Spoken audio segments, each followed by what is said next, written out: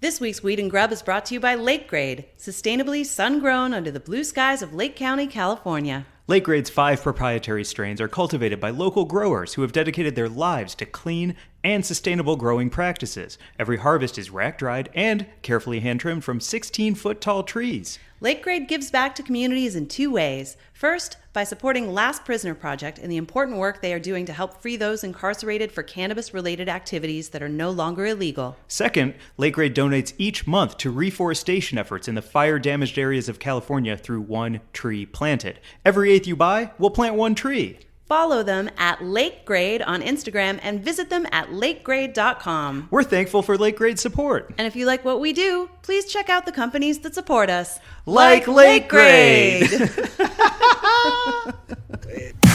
Hello, and welcome to Weed and Grub.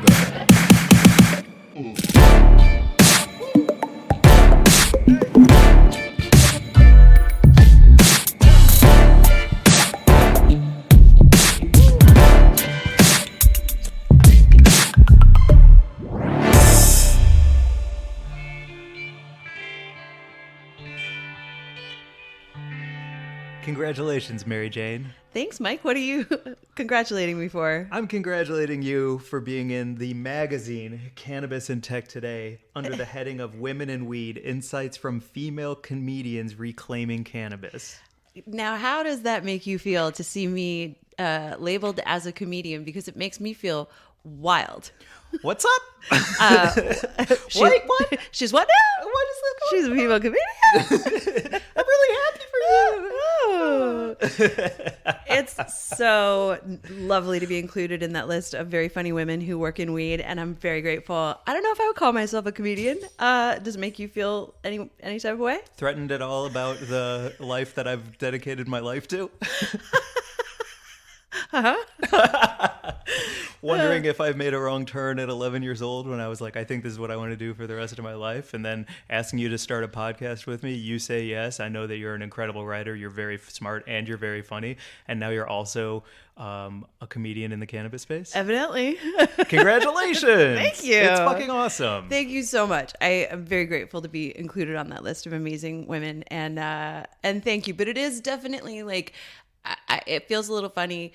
I think I can relate it best to, when I went to theater school, trained really hard for 3 years, came out, was working professionally. And then I was like, anyone can just say they're an actor? Like someone can, just have done like a local community theater show and really want to be an actor. And they also get to call themselves an actor. And there's no real professional distinction. That's gatekeeper-y. That's right. Very like... Well, no, but the official distinction is like what you do professionally, what you make money at, right? I see. Yes, okay, that's the point. That's the point. So like I was, very proud of my work and my trajectory as an actor and all that kind of stuff. And I remember being really outraged that I was like, wait, anyone can just show up and say they're an actor? And I think this is similarly like, you're a comedian. You've dedicated your life to the art of perfecting your comedy, writing, performing, all the things that you do. And, you make money at it. That's your professional life. And you're really fucking funny.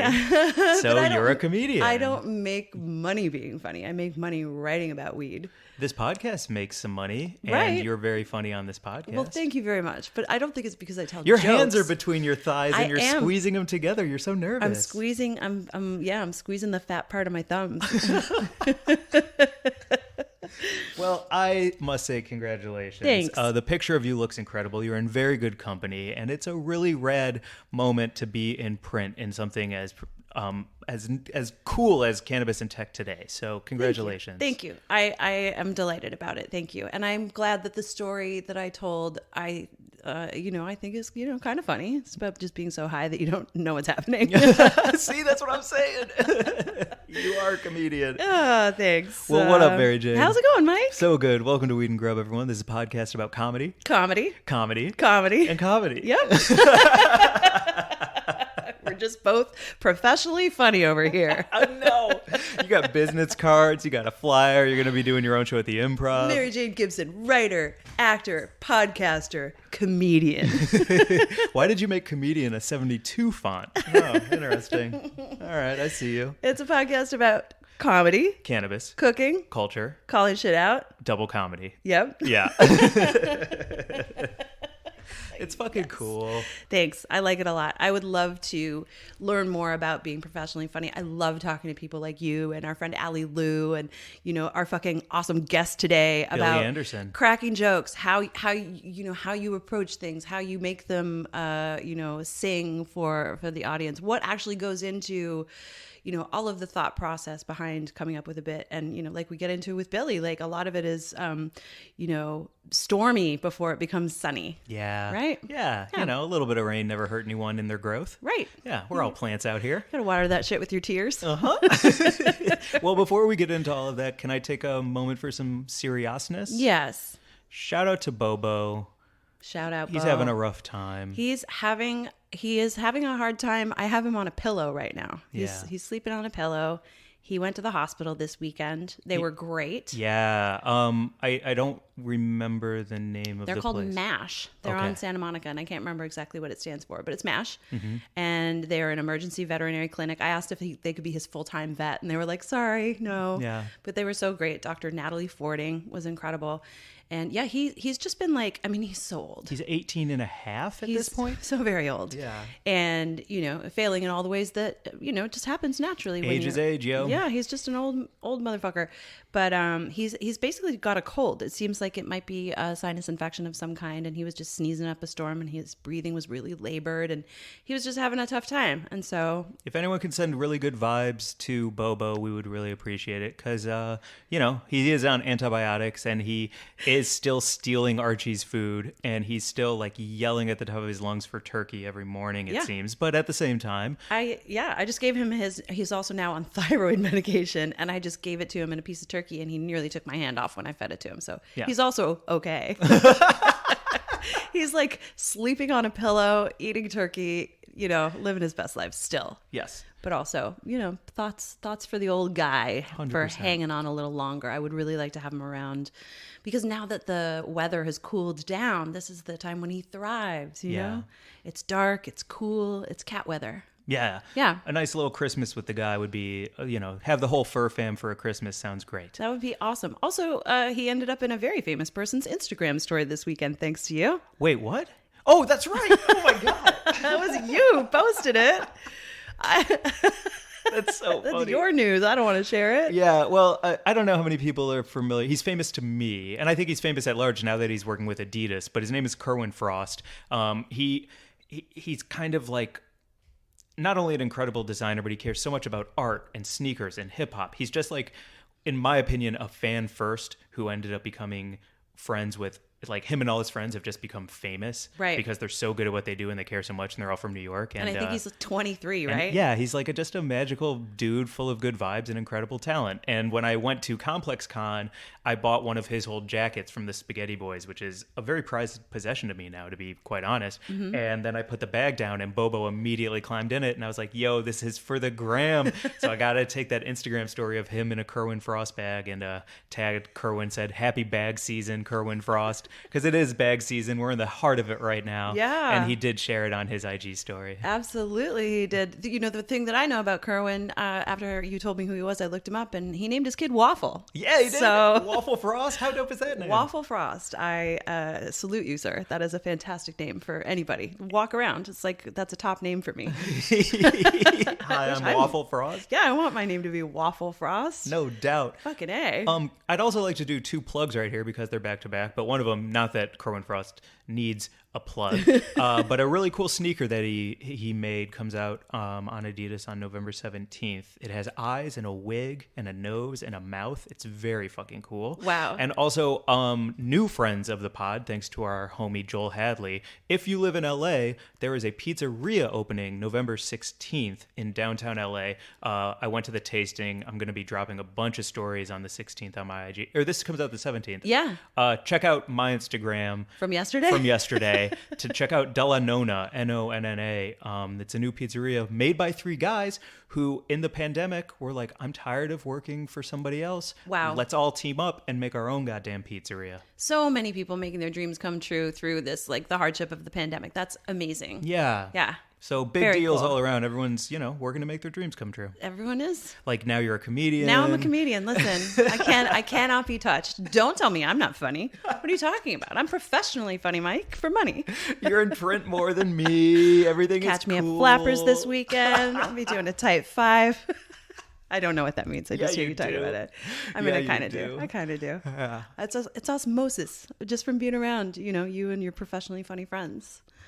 I like Yeah. Chekhov and shit. You know what I'm saying? I do. Yeah. Yeah. Yeah. I'd rather be a dramatic motherfucker. It's so funny because we tried to watch Curb Your Enthusiasm and you were like, all of this yelling just makes me anxious. It stresses me out. But to you, seeing a gun that you know is going to be used down the road is quite exciting and titillating. It's thrilling. Yes. That makes me anxious. Oh, man. Previewed guns makes me insane. I will listen. If nobody is watching SUV right now, or SVU, wait, what is it? SVU. Sorry, I yeah. can't believe I said SUV. If no one is watching SVU right now, give yourself a treat. If you like weird, dark crime, they have taken a really interesting direction with that show, and they're making it like really scary and stressful. And I love it. It's so comforting to me. Man. Because SVU is my go-to comfort show that is just like white noise in my ears. I fall asleep to it. It's wonderful.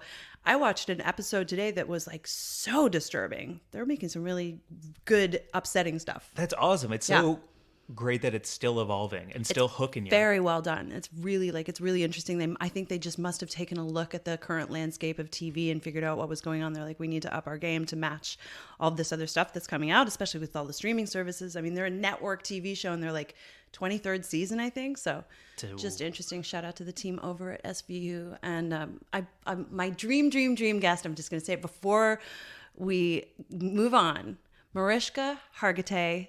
If you would ever consider being on this podcast, please, you are my one dream guest. That's it.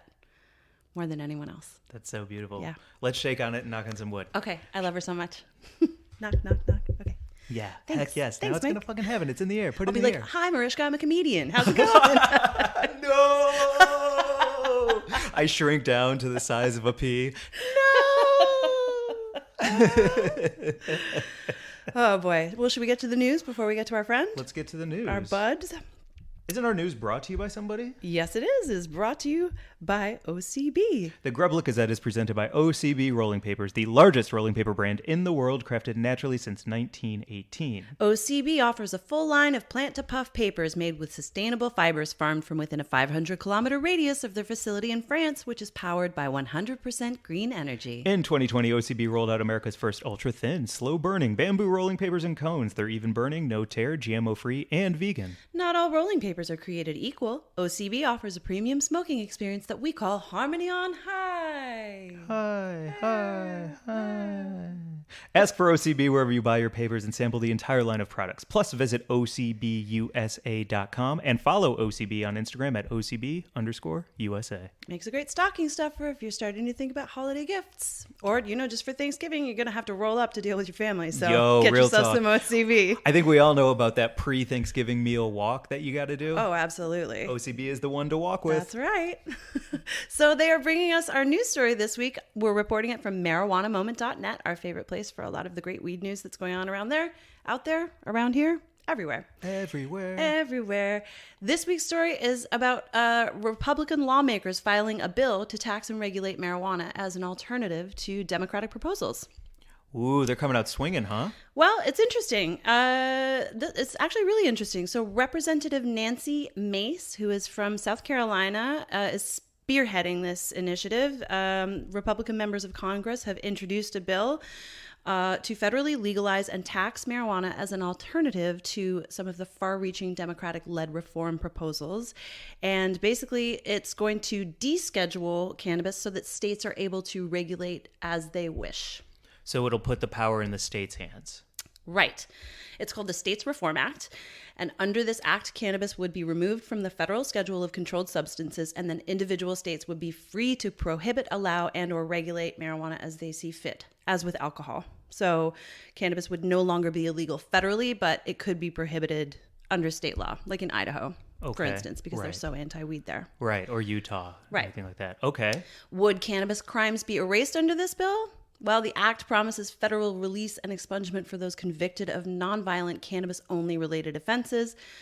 This would include people convicted of federal cannabis offenses only. Again, state by state, they would need to handle it through the state's judicial systems.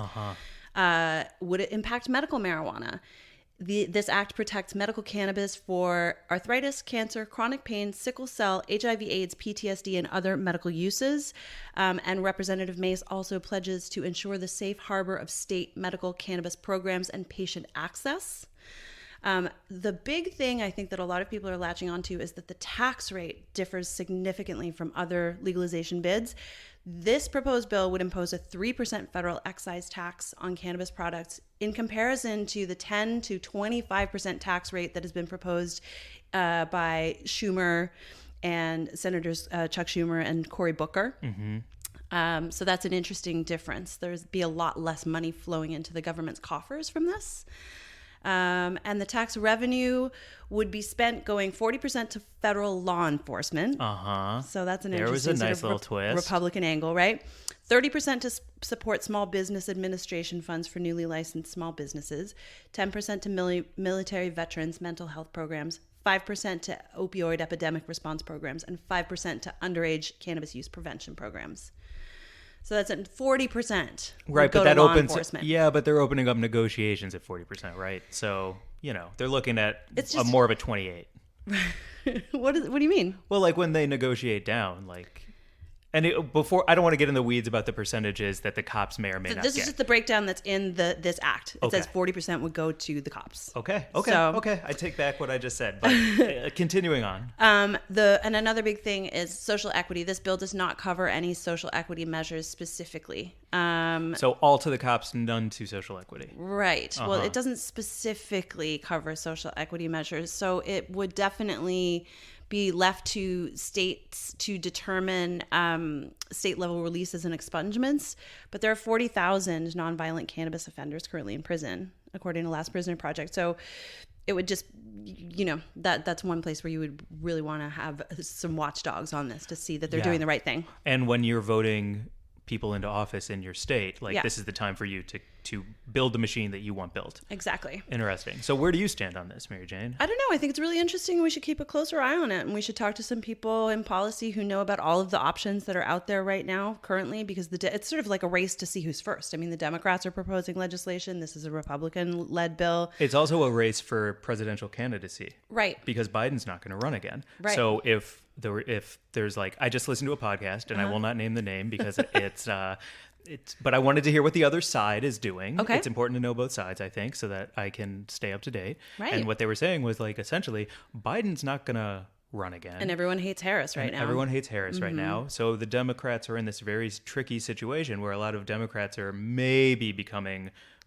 Republican leaning, and so for the Republicans to come out with something juicy like this but also checks the boxes of the Republican Party is a very interesting play for the upcoming election. It is very fucking interesting. We should keep a close eye on it. And ultimately any cannabis legalization, descheduling, all that kind of stuff, it's going to have to be bipartisan. It can't happen without reaching across the aisle. So very fucking fascinating. All right, let's report more and more as more information is revealed to us. Yeah, I mean, it's got a lot of support. NORML, the National Organization for the Reform of Marijuana Laws, they are praising the bill. They've got several other weed groups like Americans for Prosperity and the Cannabis Freedom Alliance supporting it. So, let's keep an eye on it. Yeah, leave it at that. Yeah. Okay. Cool. Nice. Great. Fine. Good job. Wait, are you saying that to me or for you? I don't know. That sounded like you said it I'm to madly yourself. trying to think of a joke because I'm like, what if I'm professionally funny now? So I got to say something funny. You're disappearing from this magazine. Oh my God. No. No, she's melting. Well, speaking of, let's get to our buds of the week and our great guest, Billy, this week. Our VIB. Yes. Do you want to go first or second with your bud of the week? Okay. I can go first, but I do need to pull up their name so Okay. that I can read this properly. All right. I'm ready. Are you? Yep. Okay. My bud of the week this week is @poop_foot, who wrote to us. They work in retail, and they were saying, hey, I was catching up on your ep, and I just finished the Outside Lands episode about the pantyhose sock that you, Mary Jane, saw. You saw a loose foot on the bathroom stall floor. Fucking raw. At the airport. At the airport There was raw. pantyhose toes on cold tile in an airport bathroom. Woof, woof. Not so okay. At poop_foot, and we will be posting this with their permission in our Instagram, said, when I was working retail, I went to the mall and I saw such gross stuff at lunch in the food court, including this dude who was sitting at a table next to me with his damn shoe off and his gross socked foot on the floor, table, and chairs. Oh, God. A loose sock foot on a food court stool? And you know how the absorption level of the sock would just like wick all of that disgusting shit up from the floor, and then you put it on the fucking seat? Yeah. With your sweat foot grossness? Ugh. No. You keep your shoes on and you keep them down. You can put shoes on your shoes, for God's sakes. I'd be a fan of that. Like overshoes. Did you ever have like galoshes? Was that something that you all wore in St. Louis? Is that a weird Newfoundland thing? Oh, no galoshes. I know, I understand. It's like the though. rubber thing that you put Yeah. over your shoe. Yeah. Yeah. Are you I'm saying... a galoshes supporter. I'm pro galoshes. Nice. I would write legislation. I would introduce a bill that states that everyone needs to wear galoshes at all times. I think poop foot would back it. Listen. Yeah. Yes, this is a good idea. Well, that's my butt of the week, at poop_foot. Thank you so much for the message. And now Mary Jane is running for mayor. Yeah. On my galoshes platform. My butt of the week is Tiffany. Tiffany is at TiffanyCL1 on Instagram. And Tiffany wrote, it's also poop related. Tiffany wrote, I cracked up listening to your road trip corn loading talks with Mike, which is last summer. We were talking about corn loading for long drives. Yeah, you eat a bunch of corn, and then when it's all out of you, you know you can get on the road without having to poop. It's safe. It's safe. Corn loading. It's like running a pipe cleaner through your body. Fucking but brilliant. with corn loading. I cracked up listening to your road trip corn loading talks with Mike. So since you have a great poop friend, I thought I'd share a great pod with you. The latest episode will resonate with you, I think. And then Tiffany included a link to a podcast called Invisibilia, which I hadn't heard of, and I'm so excited to listen to. And it's a recent app that's called Poop Friends. Oh, nice. And it's just about people who have bonded over poop, I guess. I need to listen to it. I think it's so what is it? interesting. Invisibilia? Invisibilia. Like Thank you. memorabilia, but invisibilia. Cool. Yeah. All about it. Me too. Yeah. Do you know about fecal transplants? Yes. Yeah. Because I'm into CRISPR and stuff. You're into who? CRISPR, like genetic coding that you Oh. can do at home.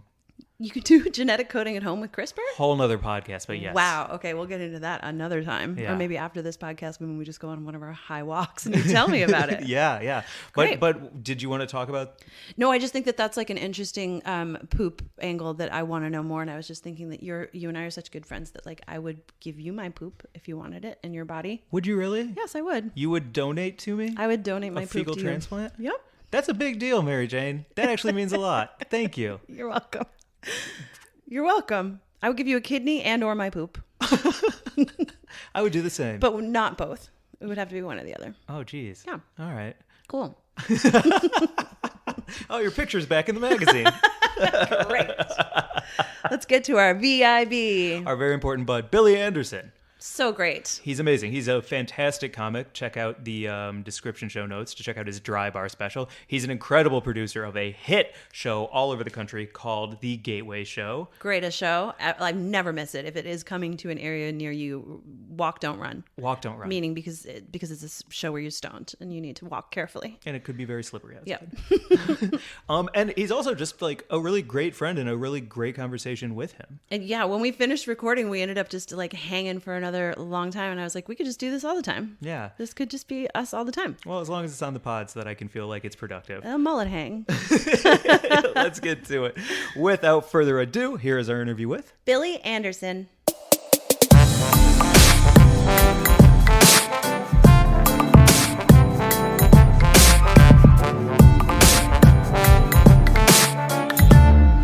Billy Anderson. Welcome to the show. Thank you for being here. Thank you so much for having me. I have like 3 big subjects to talk with you about, but for the first one, can you just introduce yourself and tell everyone about who you are, what you do, and why you be? Yeah, man. My name's Billy Anderson. I'm first and foremost a stand-up comic, writer, and show producer.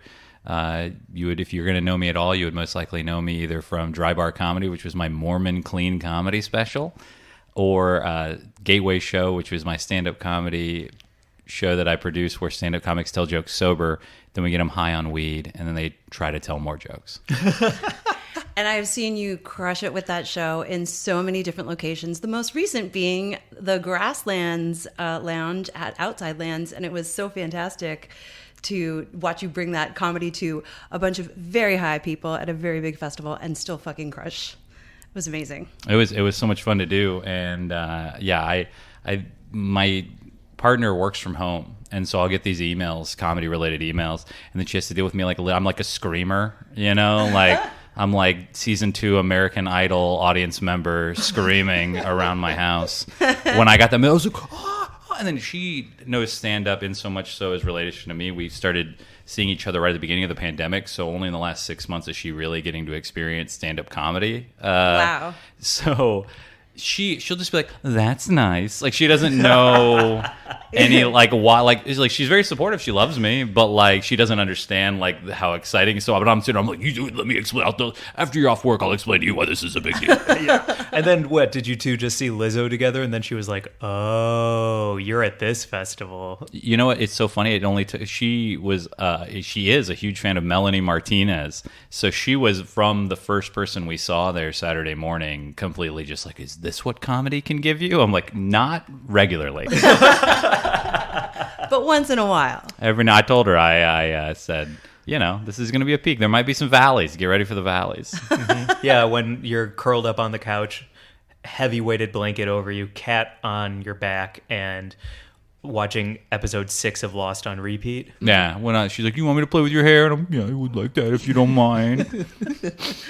There's a lot to learn, man. When you're coming from outside the world of comedy and you just are sort of, like I am, an observer of what you do, what you both do, there's a real awakening that happens when you're like, oh, fuck, like comedians are very fucking complicated, often very, I don't want to use the word troubled, but like you go to some fucking crazy places in your brains. Complicated. Yeah. Comedians are complicated. Yeah. If everything's working the way it should, in the like idealized artistic version of comedy, we're looking at the world, contemplating it, and judging it. Mm-hmm. And that kind of person is not often like, oh, everything's going great. Right, right. What a boring set that would be. You get on stage and you're like, how good is everything? But, like, ugh. But from an outsider's perspective, like, I grew up loving Carol Burnett and John Ritter on Three's Company and Seinfeld.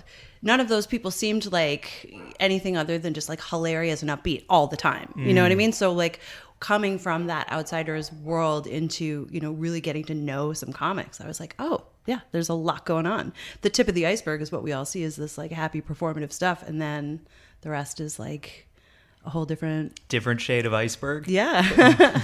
Ian Carmel does talk, comedian Ian Carmel talks about this like new form of stand-up comedy though that is talking about how much you love something. Like Shane Torres had a set, was it on the Late Show? The Guy Fieri set? The Guy Fieri set, where he was not talking about how stupid he was talking about how much he loves Guy Fieri and how ridiculous, but then in a way he's still talking about how stupid it is that you would hate Guy Fieri. So it kind of goes back and forth, but I do think that is one thing that I've been trying to be mindful of, is everything doesn't have to be dumb, but stand-up comedy incentivizes you to think so.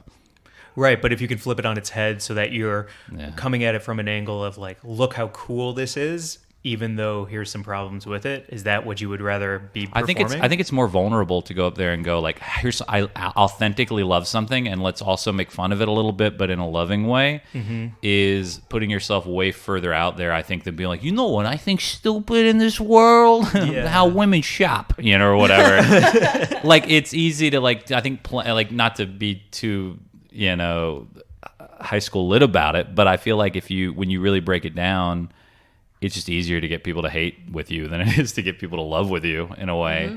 Mm-hmm. But I do like that, like Pete Holmes has some stuff that's just all about how he loves a thing. Ian Carmel, Shane Torres, just to name a few. Mm-hmm. And I don't know. I keep trying. Every time I write something and I look at it and I go, that's sort of negative. I'm trying to. Is there a way I can say the same thing but say something positive about it? One of my favorite bits of yours that comes to mind, I hope I'm not like, okay, good, is your bit about mushrooms, doing a bunch of psychedelics, and then hooking up with somebody. And there's some moments and beats in it where it's like, oh my gosh, this is wild. But at its core, you're like hooking up with someone who you're into, and there's like a loveliness inside that bit that I haven't really thought about until just now. Yeah, I feel weird being a guy. Like, I realized, because I did the clean comedy special, right? And then after that, I was like, well, don't have to work on clean stuff for a while. Let's talk about everything else. And so I've had people come out to shows where they expect that from me. And then they're like, hey, here's this time I did a bunch of mushrooms and hooked up with a broad, or whatever. But in that joke, you'll never hear me tell a sex joke where I'm not the butt of the joke. Because it's just like, I don't think people want to hear. Like, I just personally would feel dumb. Yeah. Like, am I bragging or am I talking bad about somebody? Like, it's always, because I think if you make yourself the butt of the joke in that case, who are you going to be offended for? Me? I did it to me. Like, who are you upset for? Yeah. Right. Speaking of bud of the joke, did you say bud or bud? I did say bud. Let's continue with that. Okay. Did you say butt or bud? Oh, what did I say? I'm not sure. Speaking of whatever we said, the butt of the Wait, joke. what? Did you say butter? Oh, yeah, I did. Butt or bud? Yeah. What did I say? I think it doesn't matter. What did you say? I've lost track at this point. Hang on, I'm going to close the window because these dogs are making me crazy. Well, whether I said bud or butt, we should talk about the Gateway Show because it is one of the most successful, biggest shows in the country, and it is also fueled by the idea of cannabis. So how did it start? Where did it start? It's your baby, so I don't know how else to set it up except it's fucking incredible. We started in Seattle, Washington, which is where I started stand-up comedy, if you don't count the 2 times I did it in Wichita, Kansas before I left. Where did you grow up? I grew up in Augusta, Georgia. Okay. So I grew up in the South, and then I moved for work to Wichita. And then when work didn't pan out, I was like, screw it. Let's just pick a place on a map and try to move. It was either that or go home. You know? So I chose Seattle. But I did, right after the job went tits up, I ended up, I was like, I'm just going to go to that open mic. I've always said I would. I'm going to do it because that's what comedy, you get to your lowest point and you're like, I'm ready for comedy. now, you know what? Life can't get worse. Let's give comedy a try. And so when I fell in love with it after even just the first time doing it, I was like, let's move to a city. But then I literally looked on a map. I was like, LA or Seattle? And then I was like, LA's scary. Let's go to Seattle. It's entry-level city. I did the same. Yeah. I did Seattle to New York to LA. That So was then, my yeah, American journey. Yeah. And I'm really glad. I mean, I couldn't pick a place further away than the South, both literally and socially. But we did a show called Comedy on Trial. So I was producing pretty much from the first year that I did stand-up because there weren't a lot of opportunities where I was coming up at the time. They were doing a lot of restructuring in Seattle. A big generation of comics who were doing well moved away all at once, right? Which is what happens in smaller communities sometimes, as they all come up together. And so when one moves, they go, well, now I know somebody in New York. I guess we'll all, and then it just happens 8 times or whatever. Yeah. And so there wasn't a lot going on, and I was just like, well, why wouldn't I? Well, why wouldn't I put on a show?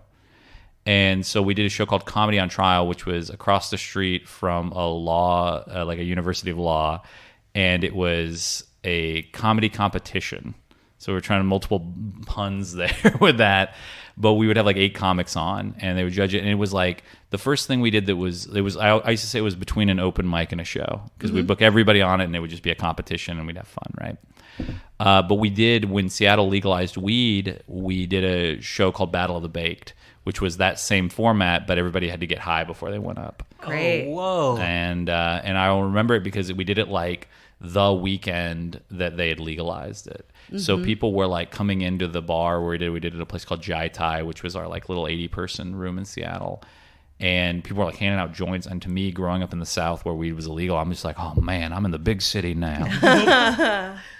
But that was like the first thing that, and then once that went well, I was like, we should figure out a format that involves weed, because that was like, because what I expected was what people assume the show is going to be, is that if people were going to have a bad time, that it was going to be a shit show, that it was going to be weird in like a sad way, but like that almost like a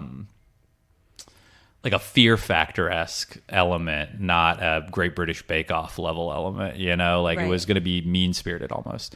And then people were like very like authentically sweet. Yeah. And they were, and one or two of them were like, ugh. But more than that, I was like, the heart of the show was how authentic people were. and really fun. And so the first time I wasn't there for the first 3 Gateway shows we did. I was on the road at the time. But when I put them together, I had someone else run them, and we had 8 comics on, and they would all do 5 minutes, and then there was no intermission, which we do. We have an intermission now where the comics go get high, and so does the audience. But it was just rapid fire. Like the one would go, and then once the other 8 were done, the next one would come right back up.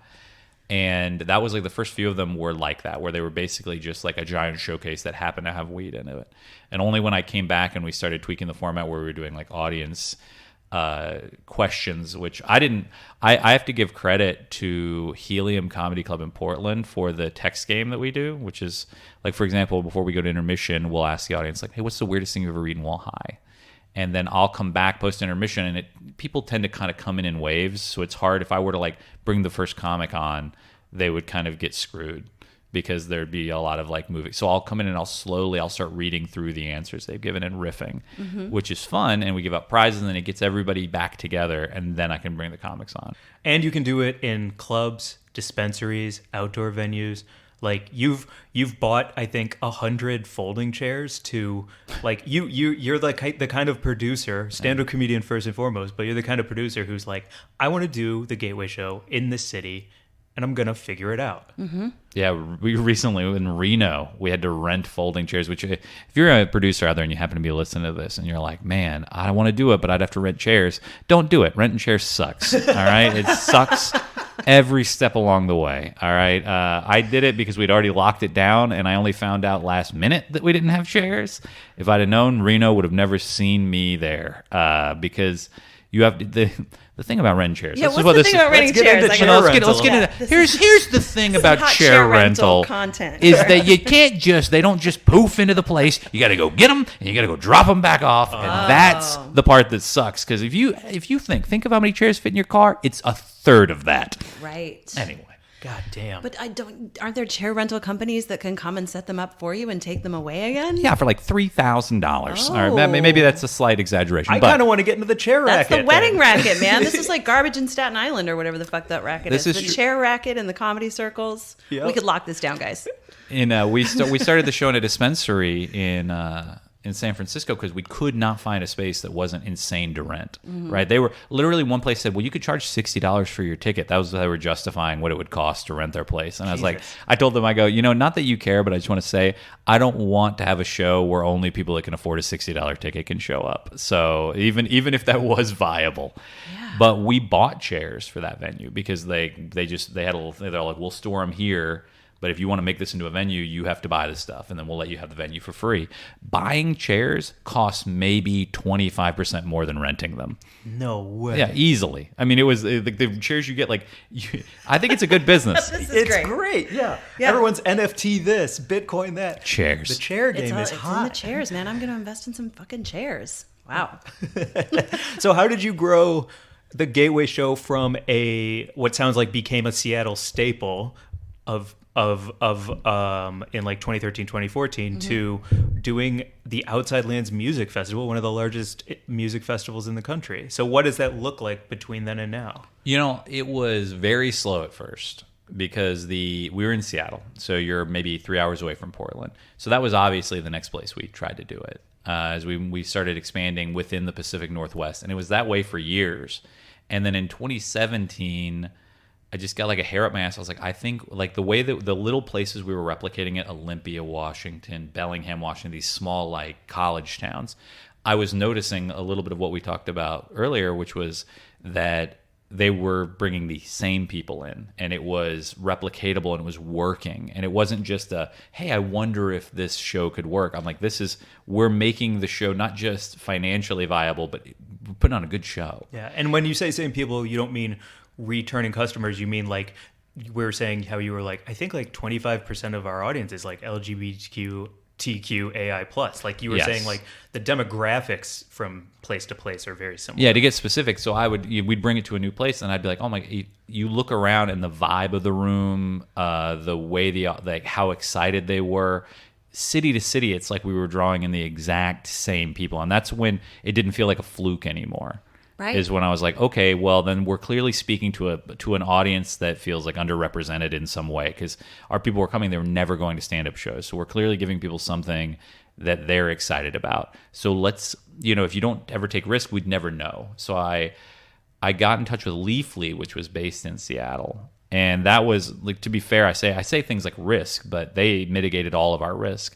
So in 2017, we did like a 25 city tour that went all the way from like right up just under Vancouver, Canada, down all the way to San Diego, and as far to the east as Denver, and every major city that you can expect in between. And a lot of the cities that we still do monthly and quarterly now came from that tour. Let's dive into your childhood and time before Seattle a little bit, because it's very interesting, and I feel a bit of kinship with you, honestly, as far as like, wanting more, I think is the way to describe it.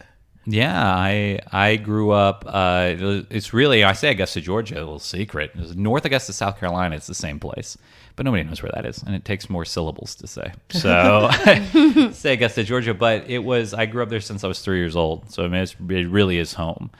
And I never really felt super Southern growing up for two reasons. One, I was always like, luckily my parents, like, we weren't rich, but they always made sure to get me like whatever the like lowest cost compact Presario was at the Walmart, or and I say that jokingly, but thank God they did. Almost everything that I enjoy in my life can be traced back to the fact that my parents bought me a computer and supported me early in that way. Nice. Even though, again, no money, but they made it happen. They had a thing of encyclopedias. They were very focused on like, let the kid learn, right?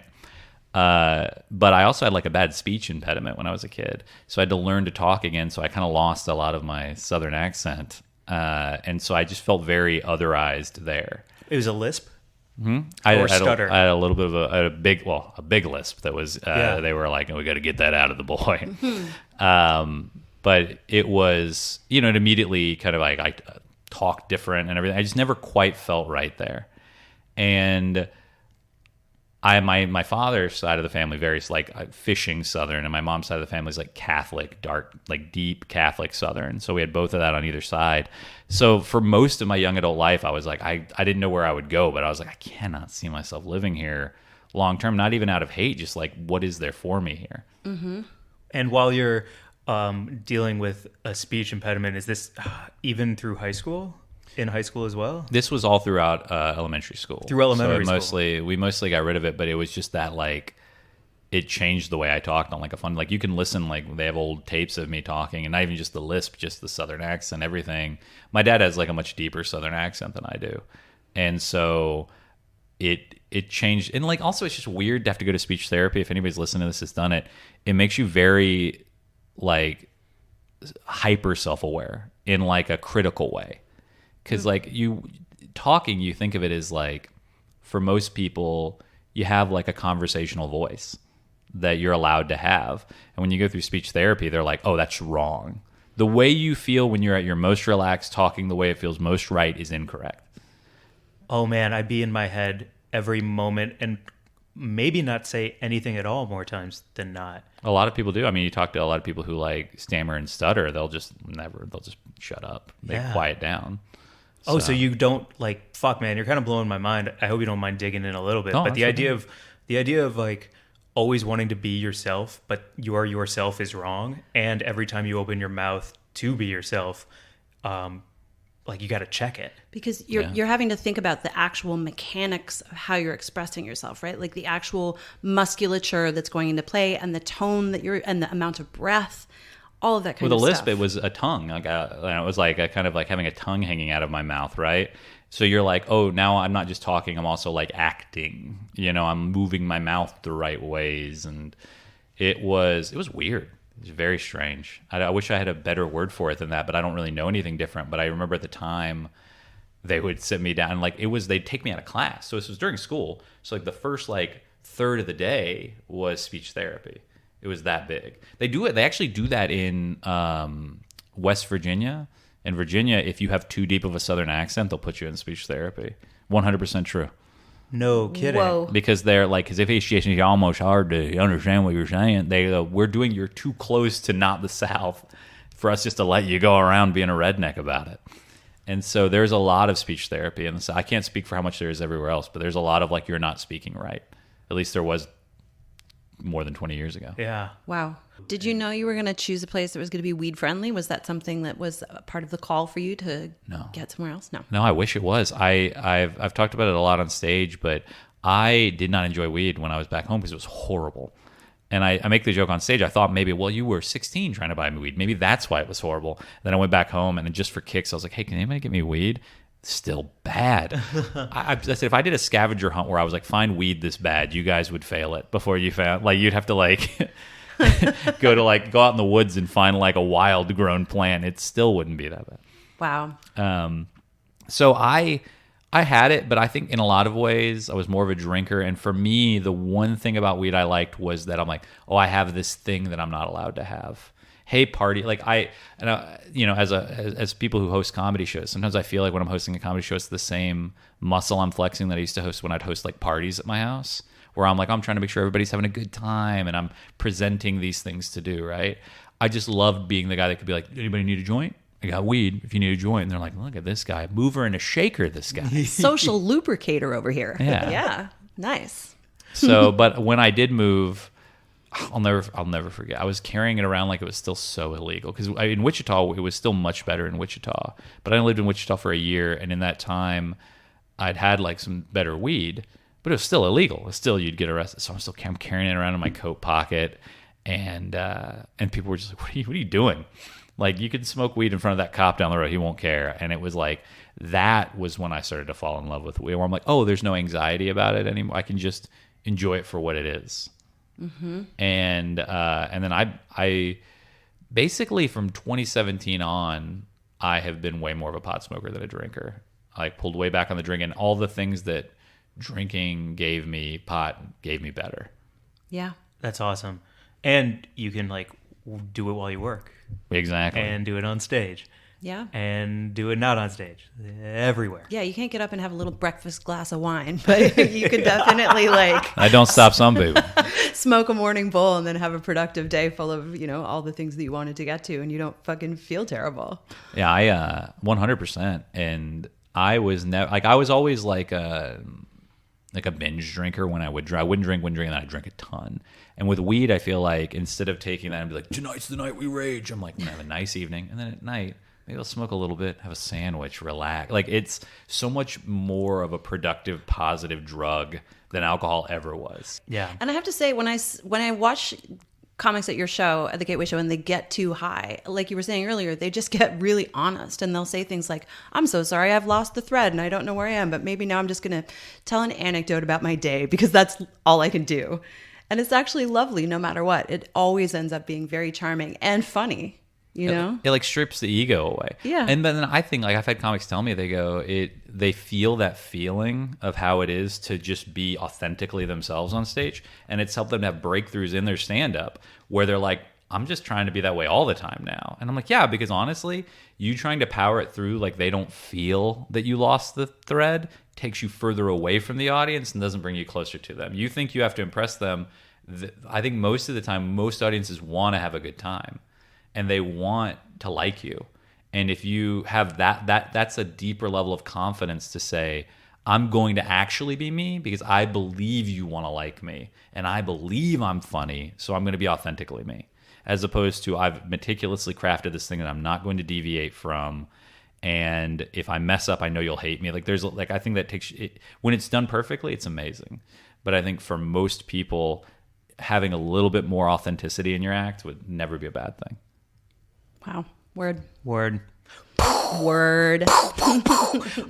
Act 3 that I wanted to talk about, speaking of authenticity, that we all have in common. Mary Jane and I are on Weight Watchers right now, and I am 25 pounds down. And we were talking on the upcoming Gateway podcast about how you lost weight and have been keeping it off for quite a while as well. Yeah, I was heavy most of my life, like from like puberty onward, I would say, like, or maybe a little bit before then. And it had always been something I didn't like about myself, that I was very self-conscious about. I also had a chin strap beard, which was never a good look. But I didn't know my mustache could grow. That's the no mustache. If I shaved just my mustache off right now, I would have a ginger chin strap beard. Wow. Not a good look, but I was doing my best. But if you're like, why don't you shave it? I'm like, that's my jawline. I don't have a jawline otherwise. Some people wore their weight well. I did not. I feel like some people, you see them and I'm like, oh, you're just like heavy, but you wear it well. I just look like bloated. It wasn't a good look. I'm very pale, which is not a good thing for like a heavier guy to be, and I would get very rosy cheeks and everything as a result. And so there was a comic named Aaron Kirby in the Seattle scene who wasn't like a huge guy, but he was all about keto, right? So I thought that I would try it, and I lost most of my weight within a year. How much? 115 pounds. Wow. And the first 40 came off in such a quick time. I was worried I was sick. Like I could physically feel it. Now with keto, it's all, if anybody doesn't know, it's like low carb, high fat, no sugar kind of a thing, It's more that, and it puts you into this ketosis. I don't know the science behind it, all right? But I will say this, is that it worked for me because it was already pretty close to what I was eating. I have a hard time. People go, do you recommend it? I go, I don't know if I'd recommend somebody eat 3 pounds of chicken wings a day to be healthy. Right. It didn't feel healthy, but you know what? It did drop the weight off of me. And I lost it so quickly. And I was doing stand-up at the time. So I was going up on stage every day. And this would have been around 2015, 2016. So I started stand-up, and I was a stand-up comedian for years at my previous weight. Then I lost the weight within a year. And it was wild to see people treat me different on stage. Have you felt that? Because you do stand-up, you're on stage, and you've had some weight fluctuation. Yes, but it's more internal for me. I think I carry it like in my stomach in a way that is like I'm built where I just like might have a gut or I might not. So for me, it's more of my own personal confidence on stage and being okay wearing a t-shirt on stage and not a t-shirt with a hoodie with a coat or something like that, more than I've been treated differently. Yeah. I don't know. A part of me, I get my confidence shaken on how sure I am about this depending on the day. But I mean, like 40 pounds in a month, I went from an extra large bordering on a 2XL down to a medium large. Like in a month. No, well, not but I mean within 3 months. Right. It was a lot. And so I did feel like people treated me differently. I think there's and again, I don't know how you guys feel about this, but I think there's an inherently like we are a fat phobic nation. And I think people are judgy physically for all of the modern technological reasons, but also I didn't wear it well. Also, I didn't know how to dress. And I think when you don't know how to dress and you're a dude who's kind of a dweeb, you're going to have better options at large than you do at 2XL. And so I felt like I was telling the jokes the exact same way. I hadn't gotten the confidence yet because it all came so quickly. I didn't know what was going on, that I just felt like people just wanted to like me more. Are you still keto? No, I haven't been keto since the pandemic because I got so poor. I couldn't afford to buy that much pure meat and things like that. I was eating chicken nugget. I was on a chicken nugget diet most of the pandemic. I put on and then lost again, luckily, like 20 pounds during the pandemic too, because I was eating like garbage, which we all should have had a right to do. Yeah, 100%. Absolutely. I was like 3 weeks into the pandemic when I realized, when it started to come out for all of us, that it was going to be going for a while. Yeah. And I had that like teetering on the edge. I'm like, oh, should I start treating? I'm like, you know what? You've lost your job. You've lost all your money. You're in a bad place. Eat the chicken nuggets. Just have them, dude. Like, stop beating yourself up. I mean, have you not suffered enough? Eat them. They're chicken nuggets. You're not a king, Yeah. So I just, same as you. Like, I did the VR stuff, which was helping me to stay like in motion. But other than that, I tried not to beat myself up about which was huge for me. It was like a breakthrough for me because I have like a lot of body issues. So. Yeah, I feel you on that. Same. Yeah. Straight up same. Well, sure. on the Gateway Show podcast, we were talking about how in Chicago, I got a coupon for buy one, get one Dunkin' Donuts dozen. And I would go to Dunkin' Donuts and I would buy 2 dozen donuts, eclairs, cream filled, all of them. And I would eat all of them until I got sick to my stomach. And then I knew that it was okay to just puke them all up, and then I would go into a sugar coma because I didn't want to feel anything anymore, and I would just pass the fuck out afterwards and then be sick all night. Wow. But I got so much satisfaction from eating every single one of those fucking donuts. There's something for me when I've had those experiences of like planning to do it and the pleasure that you get from the anticipation that is as big as the act itself. Like, you know, that feeling of the leading up to and then the consuming of. It's two parts of the act. That was my binge eating was both. It was compulsive and impulsive. Compulsive, and then I'm like, oh, I can't wait to get that donut. You know what I love? Those pastries you can buy at gas stations that are like little bear claws that you can't find anywhere else. Those honey buns? They're that same brand, but mine are like the bear claws with their strawberry and vanilla cream in them. They're horrible. They're 600 calories. I've never once eaten it, sat there and been like, I feel great. Good choices. I just feel sweaty afterwards. But to me, that's a compulsive. I'll buy it and then I'll be like, when I get home, I'm gonna eat that. Like I just know it's in there. And then impulsive for me was the like I'm gonna eat a whole thing of baked beans, or it was like where I'm like, you don't need it anymore. Put it away.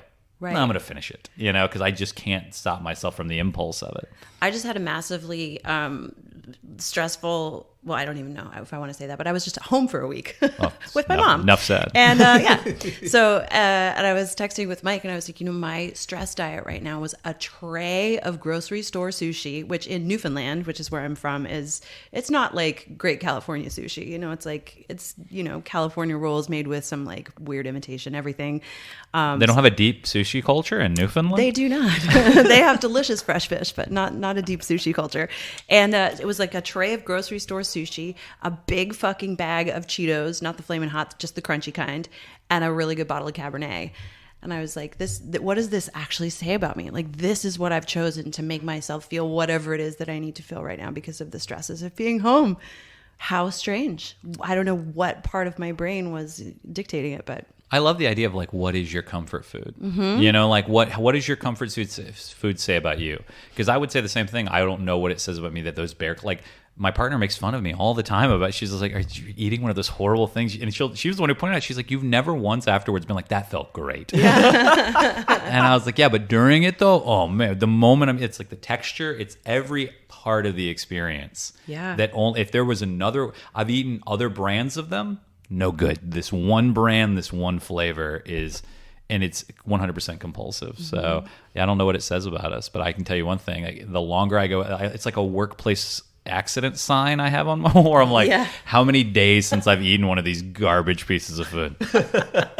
How many right now? What are we looking at? A year? Less than a year? When was Outside Lands? Okay. Less than a month. Yeah. We drove back and I was like, Papa earned a treat.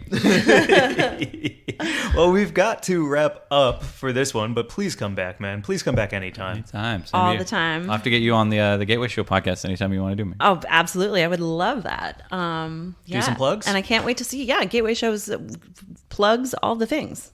Well, we're very happy by the time this comes out. Within a day, they'll announce it. But yeah, SF Sketchfest. That's the third weekend in January in San Francisco. We're going to be at Piano Fight on that Sunday. I would love for you guys to come out. You can find all of our information at gatewayshow.com, on Instagram at Gateway Comedy, or check me out at Billy Tells Jokes. Fantastic. So good. And you can follow us at Weed and Grub on Instagram. WG@weedandgrub.com is our email. Hit us up in the DMs. Hit us up in the emails. Leave us a 5-star review on iTunes. Helps so much. Helps so much. I'm going to try one of those bear claw things. Great. I'm going to go get some grocery store sushi. Great. Bye, everyone. Bye.